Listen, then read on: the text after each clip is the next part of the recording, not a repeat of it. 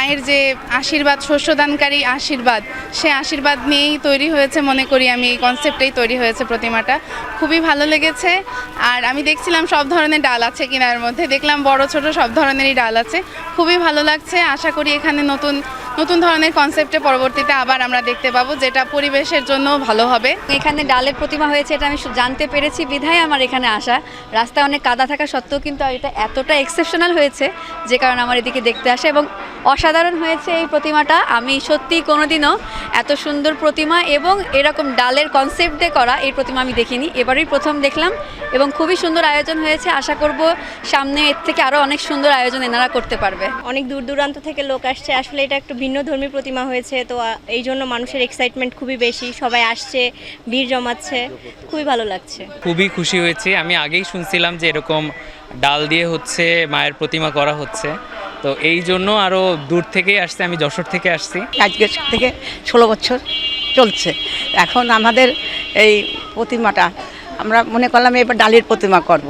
আমাদের উদ্দেশ্য অনেক উপরের দিকে, বুঝছেন, আমরা হয়তো শুধু গরিব মানুষ, আমরা যে এই কয়েকজন মানুষ আছে, তা সবাই থেকে আমরা এই পূজাটা করি। আসলে আমরা মানে এই মণ্ডপে প্রতি বছরই ভিন্ন ভিন্নভাবে আয়োজন করে, এবছরও চেষ্টা করছে ভিন্নধর্মীভাবে ভিন্নভাবে আয়োজন করার। আমাদের এই প্রতিমাটা আমাদের যে প্রতিমা শিল্পী নির্মাণ করেছেন উনি অত্যন্ত নিখুঁতভাবে একটি একটি করে ডাল এটাতে হচ্ছে নির্মাণ করেছেন।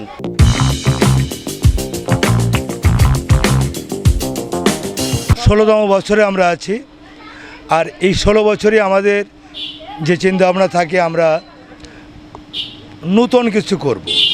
সেই নূতনের চিন্তাভাবনা থেকে আমরা বিগত দিনে মাটির প্রতিমা, ডাকের সাজে, ধানের প্রতিমা, এবং এবার আমরা করেছি মায়ের শস্য ডাল দিয়ে প্রতিমা।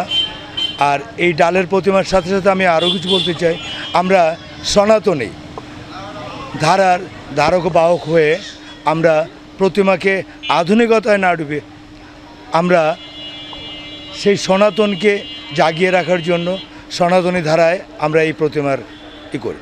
আনুমানিক এটা তৈরি করতে 40 থেকে 42 কেজি ডাল লাগে।